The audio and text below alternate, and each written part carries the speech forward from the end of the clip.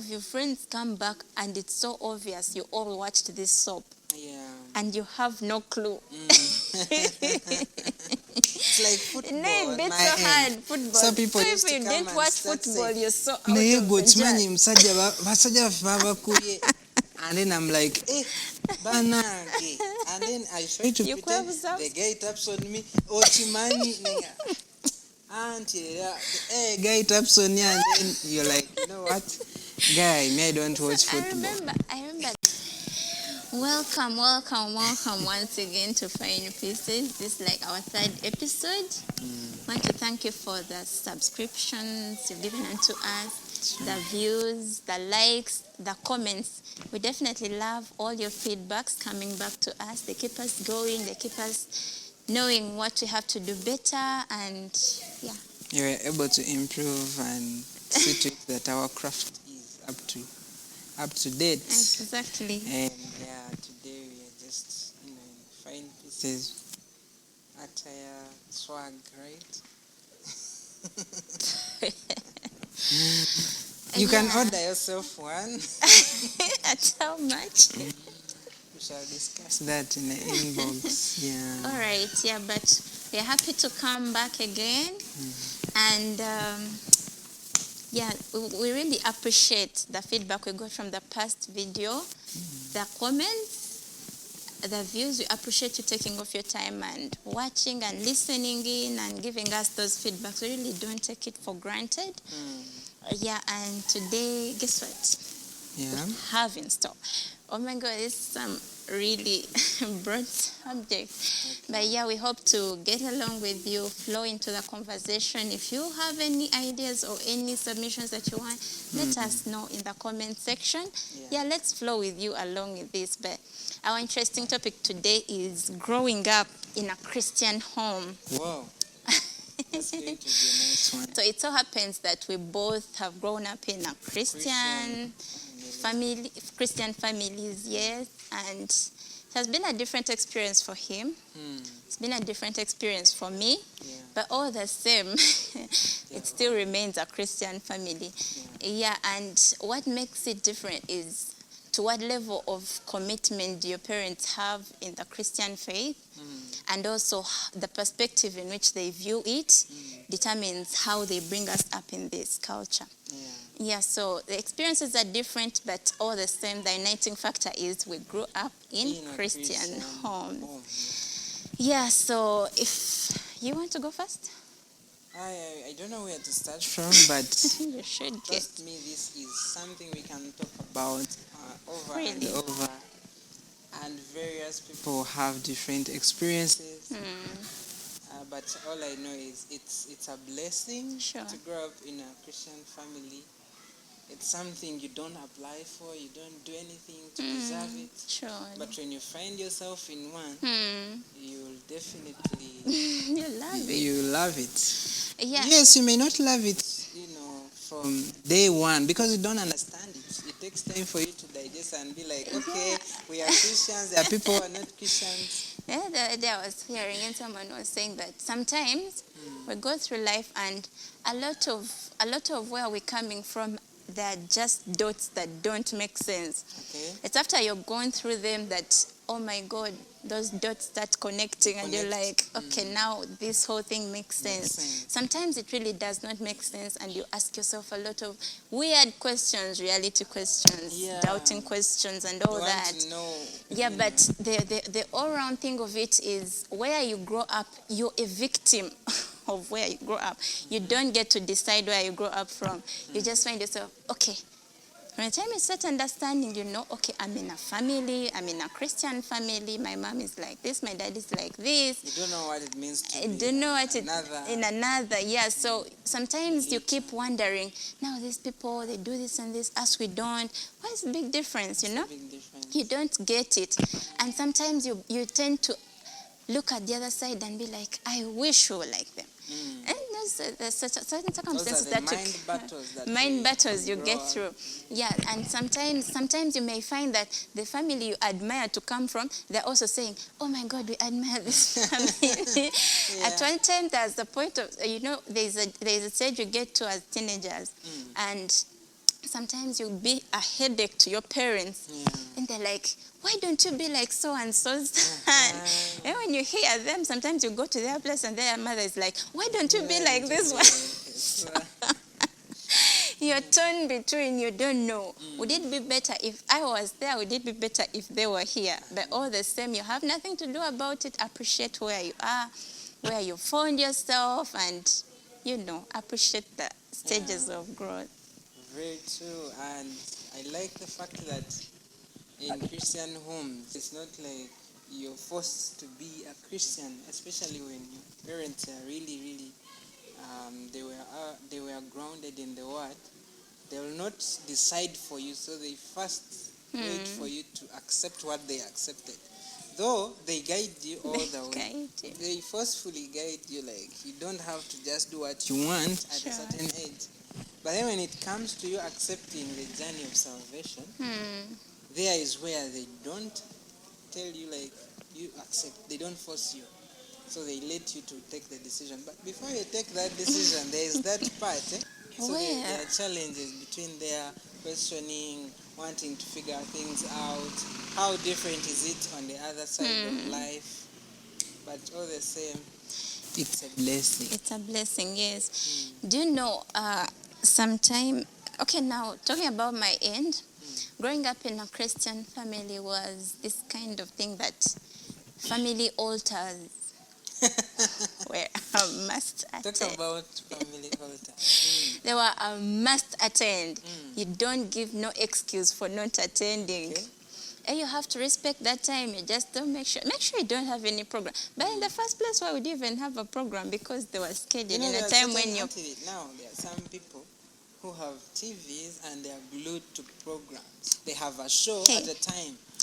Talk about TV. Maybe it's cartoon for kids. Maybe it is action movies. Yeah. Then you find that the time for family altar, they have in mind some, movie program.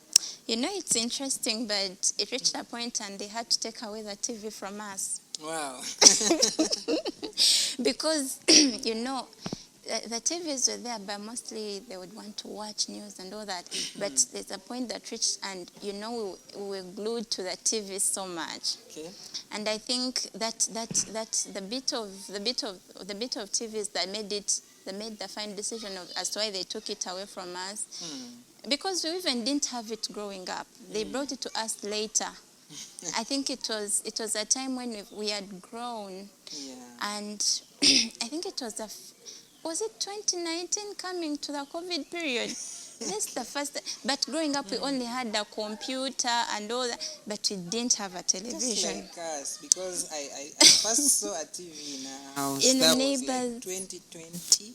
Exactly. Yeah, it's my God, it's a coincidence. Actually, 2020. But when they brought a TV home, and they brought it, and then my brother got those CDs that have movies like Pirates of the Caribbean and all those interesting movies you had to watch.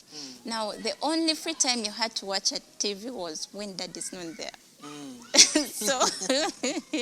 So you want to watch a movie, but you have to watch. And as you're watching, someone is on the door watching the gate closely.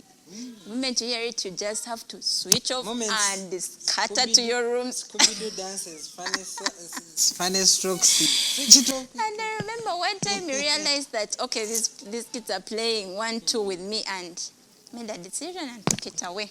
Wow. But it becomes addictive.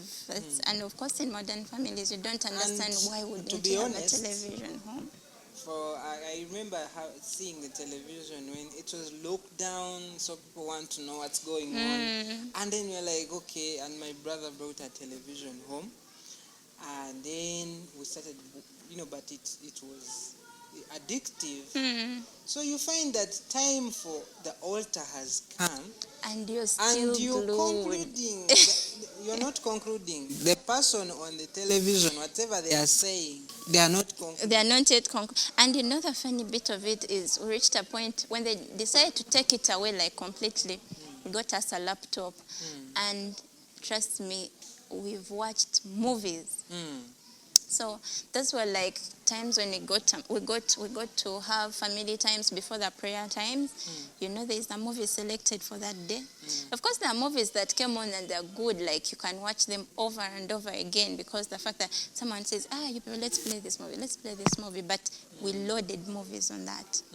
And sometimes there's movies, some of them run after 2 hours and all that, but they sometimes consume the prayer time.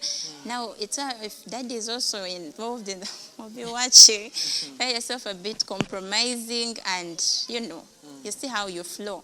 But family altars, the point we're trying to make, we are must, they're uncompromisable. At any one time when you try to compromise on them, anything that causes the compromising was taken away.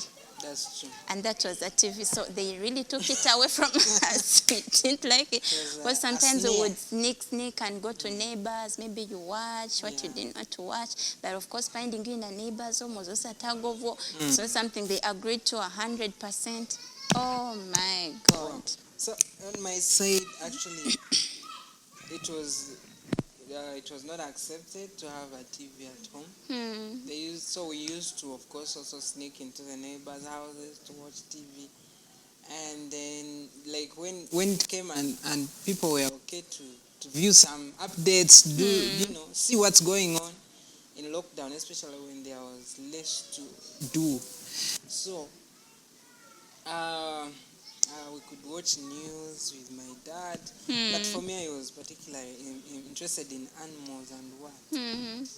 But all the same, a TV time comes and it's family altar time, but the pause between the movie and getting into the spirit of prayer. I tell you, you're still digesting. Somebody who is from out is in the spirit, but for you, you're still contemplating. But it's something we got to appreciate with time, because first of all, it got us acquainted to some hobbies. Now, I, for one, I got to love reading like so much. Okay. And that was the fact that we had no TV, but our library was. We had a home library. Wow. And books were like... I remember a time when my dad asked me to read a book every week.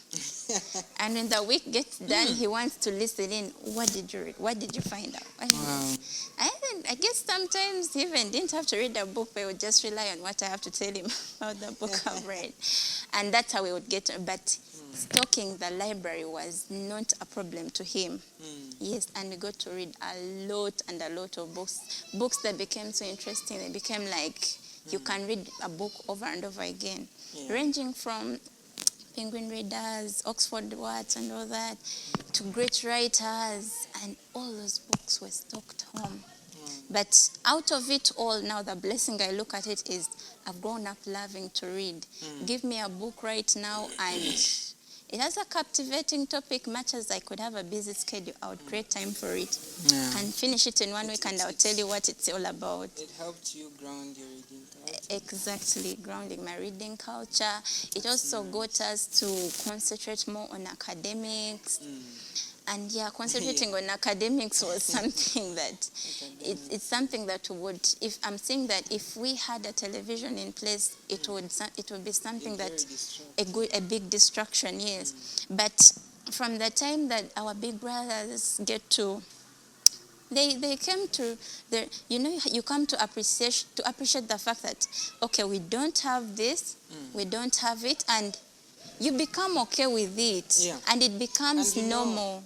Like recently, you were telling me of a child that doesn't get clingy on phones, and it's interesting because they were not attached to it from day one. Yes. So I think these people who feel the space, the gap, exactly. it's because they have been exposed to that TV. Yeah, you're exposed to something. So it will always leave a vacuum when it's gone. Exactly.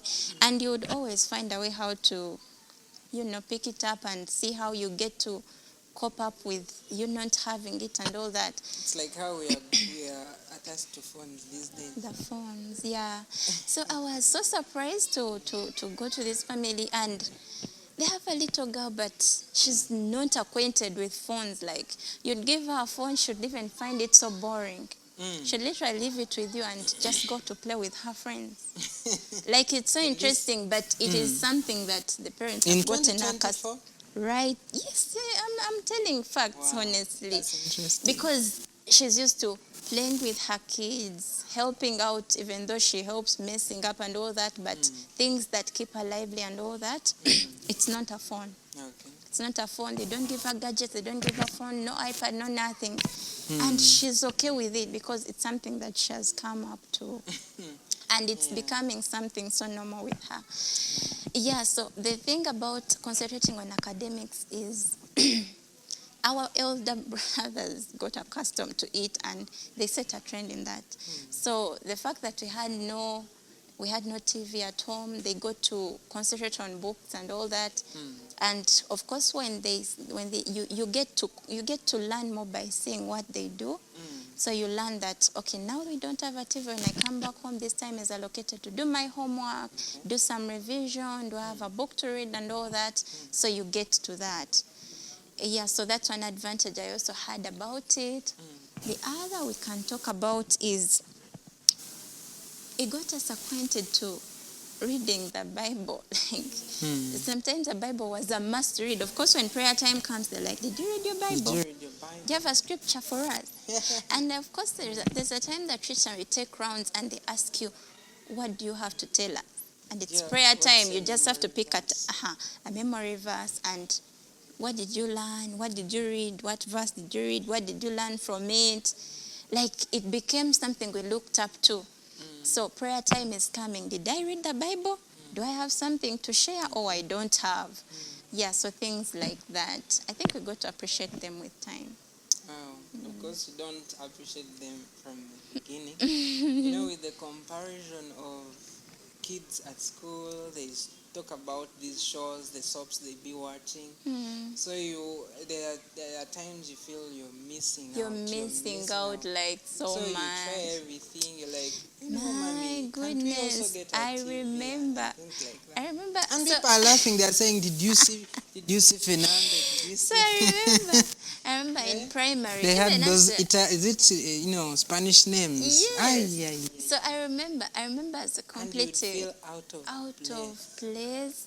Jesus. And you know that those days when I was completing primary, even as I was going to secondary, you have all that much time.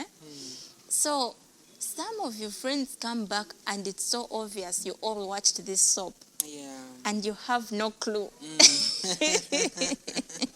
like football. No, it's so hard. Football. Some people so used if to you come didn't and watch start football, saying, you're so out "Naye of gwe the kimanyi jar." basajja babakuye." And then I'm like, banange. And then I try to pretend the guy taps on me. Ochimanyi. Auntie, guy taps on you. And then you're like, you know what? Guy, me, I don't watch football. I remember there is one time there was a very catchy jazz about soaps. And there was a very trending soap at that time. Oh my God. And it's always like quiet. Then my friends didn't understand. Why is she quiet about this? Did she watch it? Does she interest herself with these things? And I would like just the way it was standing up. I don't know. But it's all the honestly, if I was watching, I would blend it, but I was not. And I just resort myself to the library, school library. Just keep quiet there. Time for classes, you come, and you find a way how to spend your time when such things come out that by default they just put you out of place.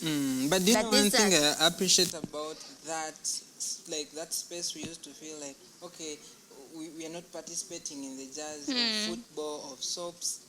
Trust me, there is something we were doing in that time. Exactly. And it counted. Over time, it counts. So as they were using their time to watch those kind of soaps, you're also using your time. There's something that we were doing as kids. Exactly. So it wasn't a wastage of It was not. time. It was really not.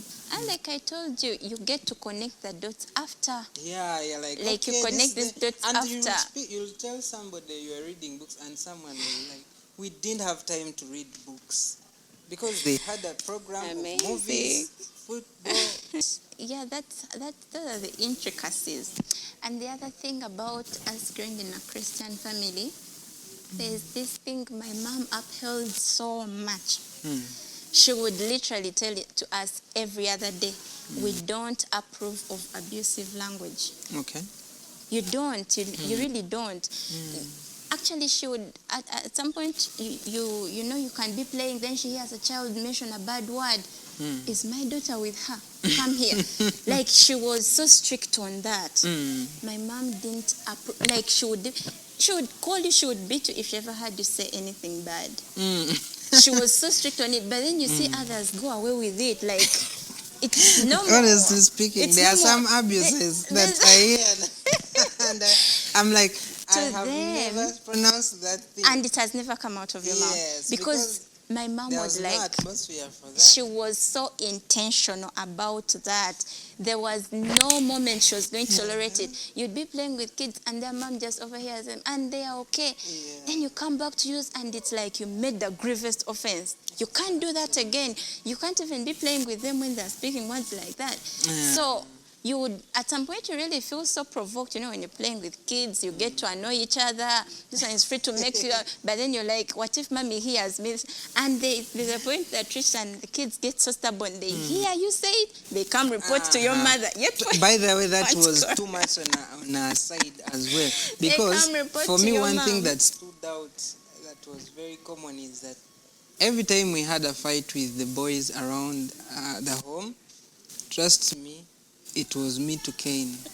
Like, it was me to be And punished. the others walk They away used to freely. run quickly to my dad, and then they would give me serious strokes before I go to bed. Trust me, you're always in check. So the bad thing is that they took advantage of us sometimes. You've not done something, but he knows when I go and report him. Yes, He's going to be kind, and I would be in the window. Can you imagine? They used to do that often. Yeah, and I remember sometime I think it was around.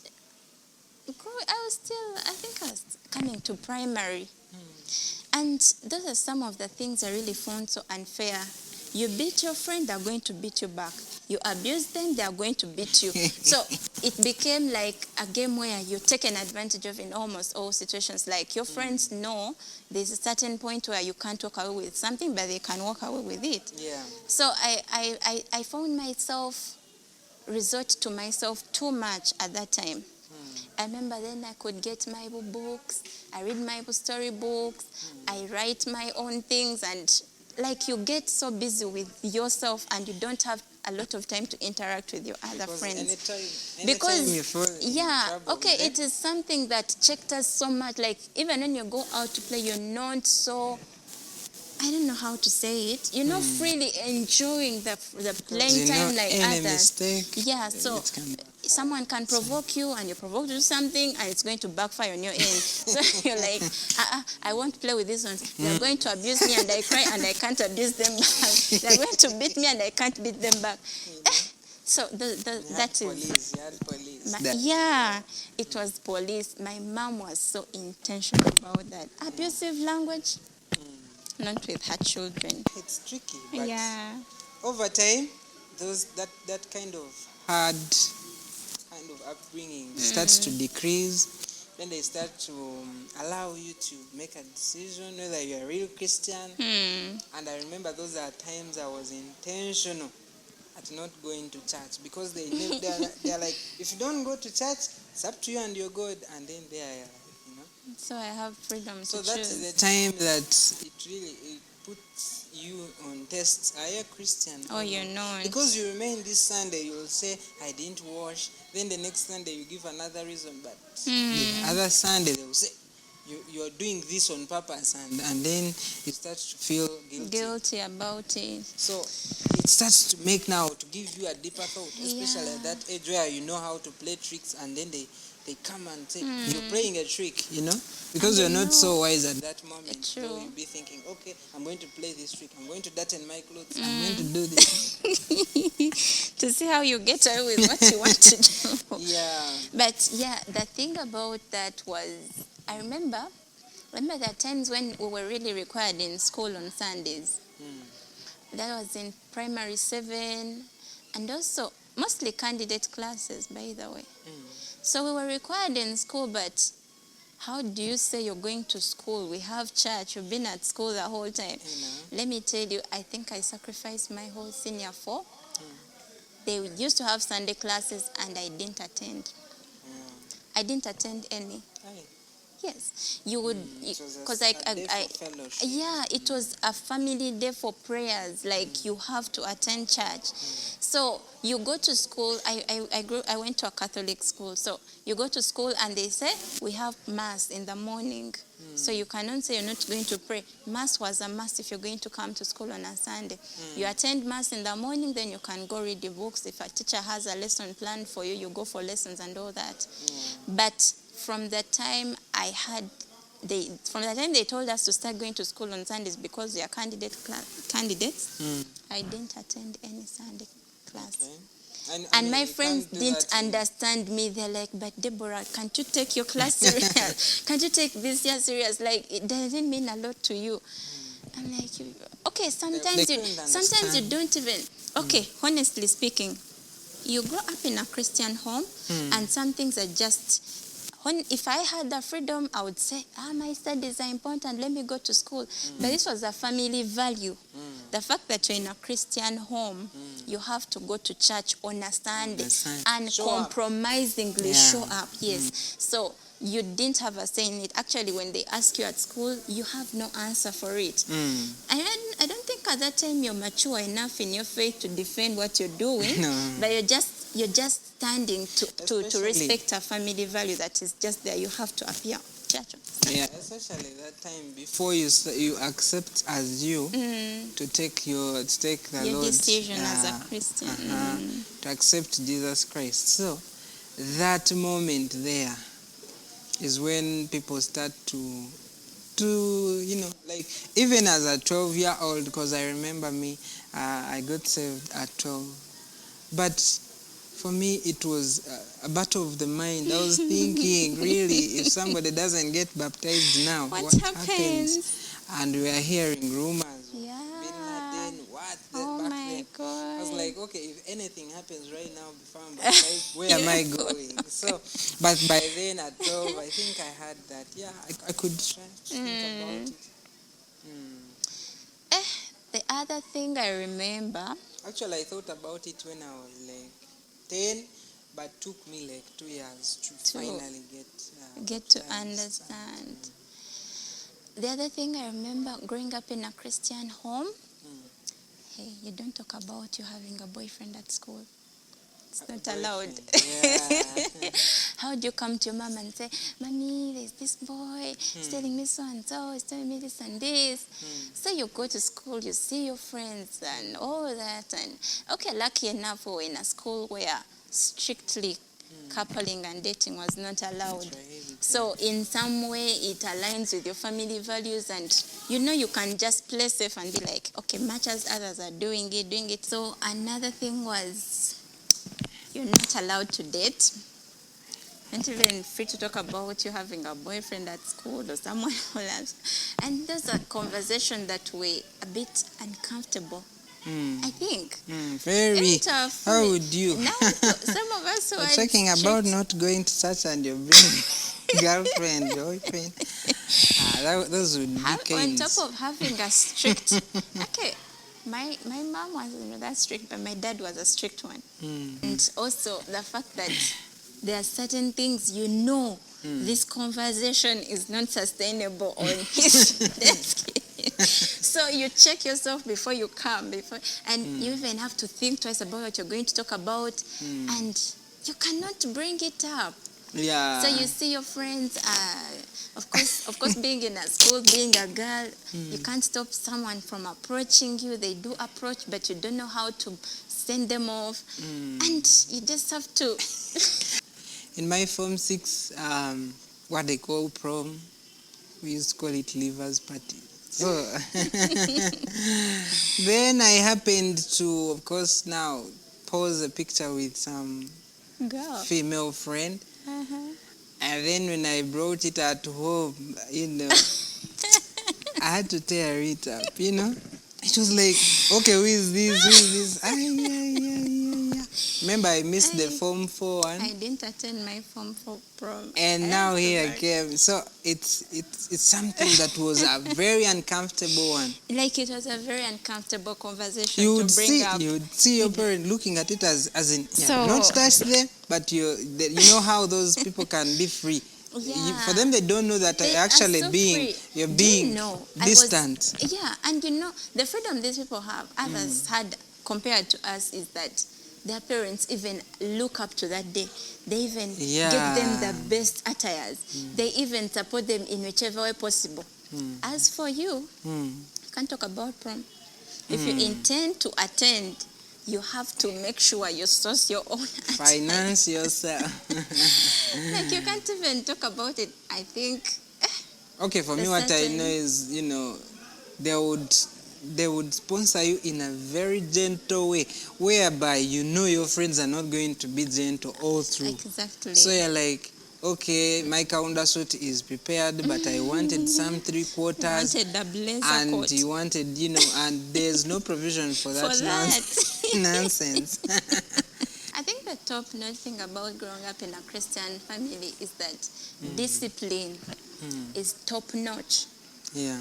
Like you cannot go out there and then they hear that your father's daughter did this. Like, how do they talk about that? Like, how do you ashame us? Like, your discipline should be key in your dealing with friends, in your, even at your workplace and whatsoever. In whichever discipline you have to hold, you have to reflect the background of where you come from. Yeah, that's true. So those are the things that really were key. So there's that one thing that kept on coming when you're trying to do something to blend in with the boys or with the peers, and someone says, "Muriba lokole," it could hit so hard. You're like, okay. Yeah, it really hits so hard. The thing I also thought about it, but when we came to high school, luckily, we got to find that I'm not the only Christian in school. And you find that there are certain friends of yours who uphold the same principles. Yeah. So it really helped us to get to know ourselves, group ourselves accordingly. So we would normally create time and you meet and you have some fellowships within school time. Of course, this was not even allowed in school, being a Catholic school. But we would find a way, maybe in a lunch break, maybe in prep time or something. And I think that is one of the things that helped me. If it wasn't there, I think I would feel like so out of place. Okay. It could help you to feel like there is someone, you're not alone. Yeah, yes. So the thing about, let me try to blend in, let me try to do this. Literally, you would sometimes try to blend in and you feel like you're doing the worst mistake of your life. Like, even when you try to blend in, at some point of it, if you feel like you should compromise, but you don't really. You find people cheering you up, but you have this guilt every time you try to blend in, every time you try to be in their same company. But in instances where you were forced to blend into the group, sometimes you're torn apart, you're torn between decisions. Your peers are doing this and this. You're not doing it. So in a moment where you're forced to compromise and can't I just try to be like them, you'd really feel so uncomfortable. Yet this is something that comes off so easy with everyone. Yes. But it does not come off so easy with you. Very true. Yeah, so it's a different world altogether. But there's a certain age where this does not make sense. I'll tell you that truth. Exactly. There's a certain age where you reach a time now, like for me, I always thought that, okay, I had these friends who used to be very free in going to the dances at school, but the time that I went to see what these people be doing and I peeped in their window, something came and got stuck in my eye. I said, God is judging me. What? I ran home. I said, God, I'm not going to repeat this, because like an insect came and it was just targeting my eye. Zoop. Seriously? Yeah, I ran home. It was this burning one. I was like, eh. Wow. So I think on my end, we all went through this situation. On my end, school parties, I remember when I was in senior one, I was in a different school. So, you're coming together, and yes, you're trying to party and all that. I tried getting into a dance hall. Oh my God, it was so weird. I said I can never do it. So lucky enough, when I came to senior two, they changed my school. Like, okay, I didn't even do much, but when we entered it, I was like, okay, how do these people do it? I literally found myself out, and it was not something I would comfortably do. Like others were so like comfortable now to the do feeling it. I got when I entered our hall, even after that, that senior 6 prom something, when we entered like this, and then that craziness began, I was like wondering, we are all dressed, but for what reason? For what reason are you dressed? So I looked at myself going back at 2 p.m. at home. When your friends have to dance, and then I'm wondering, is this really how life should be? And then tomorrow, all the jazz was around how people got drunk, how, so and so fell down and things like that. The stories that come after that are what really made me hate it. And I remember when I came to they changed me school in senior 2 and the rest of that. It's only senior 1 that I attended in a different school, but when I came to the other classes, I was in a different one. But when I came there, I did not even think of trying to attend those kind of parties. Not even stepping into like the dance hall was the most craziest point of the parties, and this was something I really found so exciting. I didn't even attend because in senior 1, when they're making your welcome party, you'll be thinking, yes, we are new in the school, they're making us a welcome party. But trust me, it wasn't fun on my end, because I think it's something that is even plays out in our usual kind of dealings, that for you to enjoy something, you have to be fully in it. Like you have your inner person has to agree to it, and you have to feel that sense of your beliefs are aligning with it, your values are aligning to it, and then your mind is consumed into that, it. You'll be living if that is different, let me tell you, it can all be so weird. You can come out and you're all regretting. Others are happy for you. Others are happy, and they just don't understand why you're not blending in. So it's really that complex, but you get to deal with it, and I know many out there are also dealing with it. Exactly. Of course, this is when what you get everyone. Past this stage, and you'll be like, actually, the one weird thing I actually experienced is when I was going to campus, I thought, now this time round at campus things are so smooth, So happy time and what. But it's the same thing. But I met those people at campus who are still doing programs to go to the beach, and trust me, I would think, what am I going to do there? Like, after going to the beach, so what next? Because the next thing would be so weird that I would have to feel out of place. So I ended up not even going with them to parties, and that's how it was. And but I think that's now where we have to give credit to our parents, because that thing that they saw in us as we are children, it doesn't give us peace in sinning. Somehow you try to stray, but it comes after you. It still and the guilt comes, the conviction. If you've not yet accepted the Lord, that's when you start thinking twice. There is a reality that all must accept. That you can grow up in a Christian home, but you are never a Christian until you come up to personally make that decision yourself. And I believe children shouldn't be forced into it. Exactly. The fact that they are born in a family does not really guarantee 100% that they are going to be Christian. Some people act as good Christians because there's no opportunity to do the things they want to do. There is a notable preacher.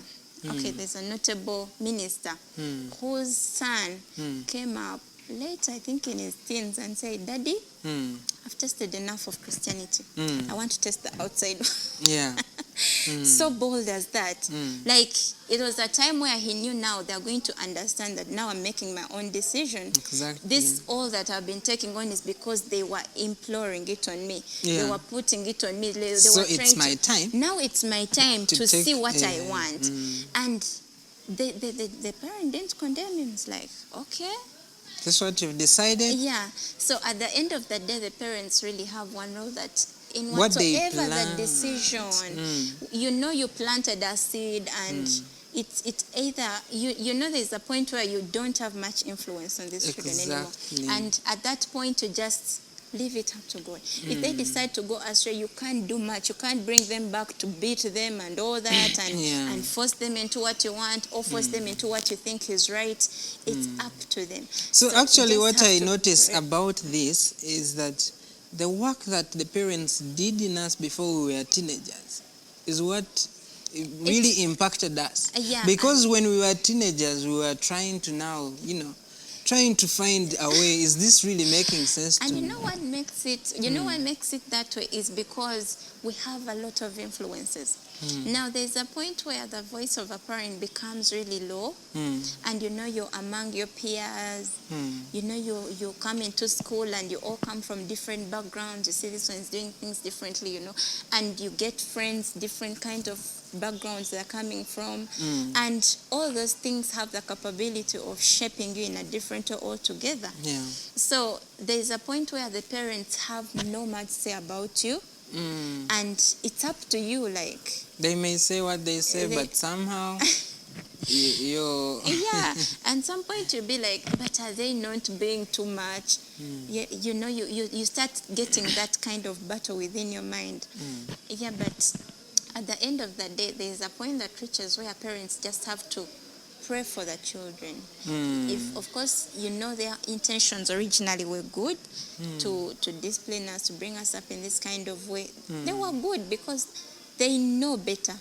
But as children, as we are growing up, we never know what this whole thing means until maybe you've grown up further in life and all that. But you get to understand that there's a point where you have to make your own decision and say, okay, I think this was good. I think let me try it out. Now, the other people may want to go and try out and like, how about the other side of life? Now, like that boy who just decided and say, I want to go and try out the other life. Like the prodigal son. Yes.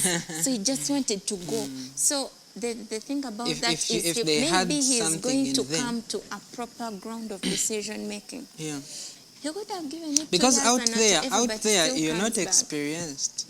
You don't know the principles out there. So by the time somebody goes out there just facing it like an amateur, and they are of age, they start with mistakes and they end up, you see people who have grown up in that state don't do certain mistakes. But when somebody of age starts that life, and it's so usually they hit the dead end. It so puzzles people so much. Like you find someone, not growing up in a Christian home. They have lived their life in that state. And they have been told different things altogether.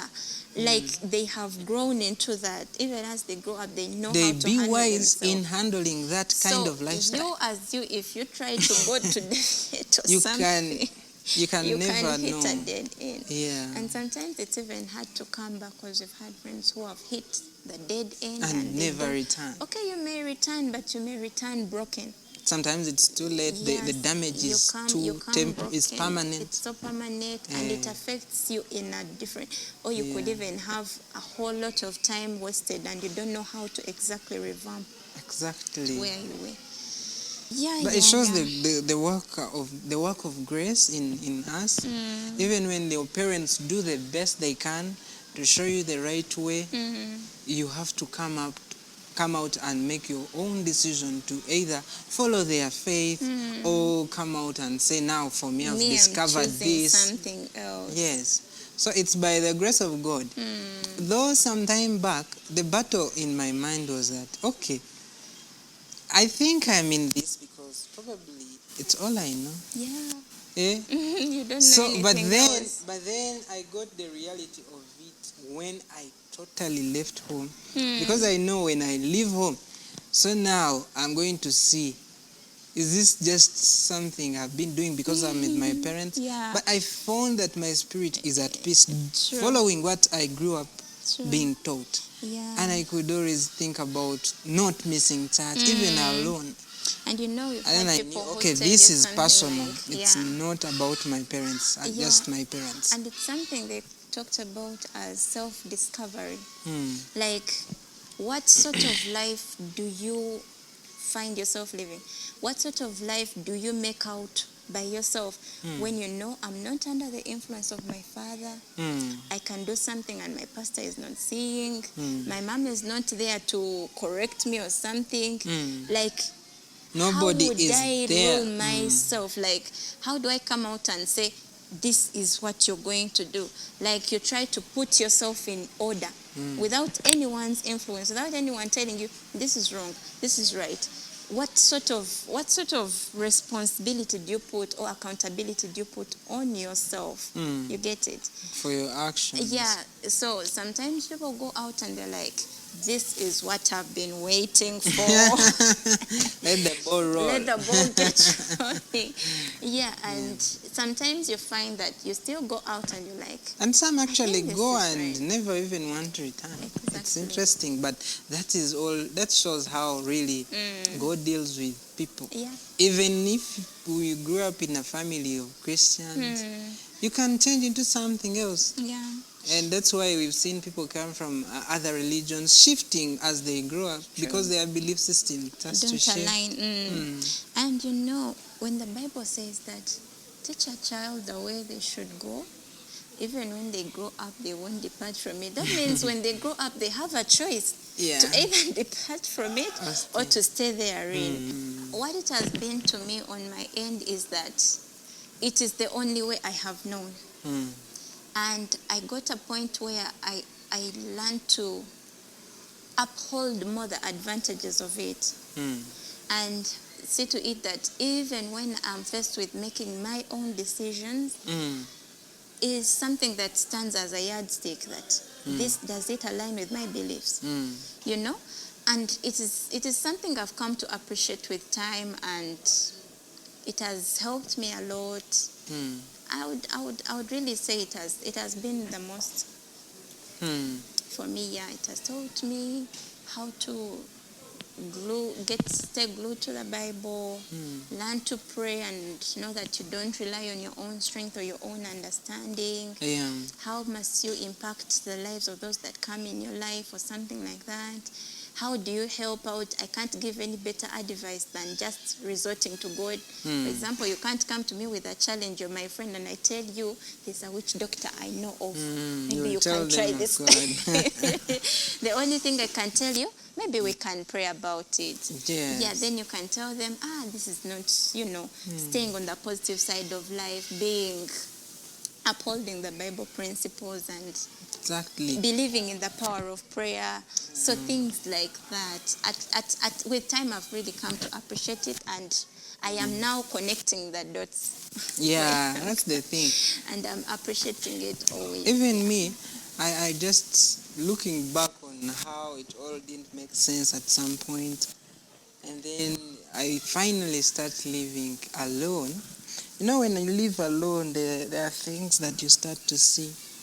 You see how your neighbor treats their wives. You see how children are behaving. You see how all the other boys do their things. So I actually noticed, okay, it always ends badly. And then you're like, okay, it's not good. It's not worth it. And thank God I didn't take that path. So I think we've talked much about that. That's what we really want to talk about. And yeah, we would want to know your experiences. If you were born in a Christian home, if you were not born in a Christian home, let us know. Let us know your experience. So glad to be sharing this together, and yeah. Shall see how maybe if somebody else comes up with okay, if we get another way of packaging it and then go in other Deeper areas into of it. it, Sure. I think it's a conversation worth continuing with, because we know it's wide. It's wide. wide. Everyone has their experiences, and it takes us into different. testimonies. Sure.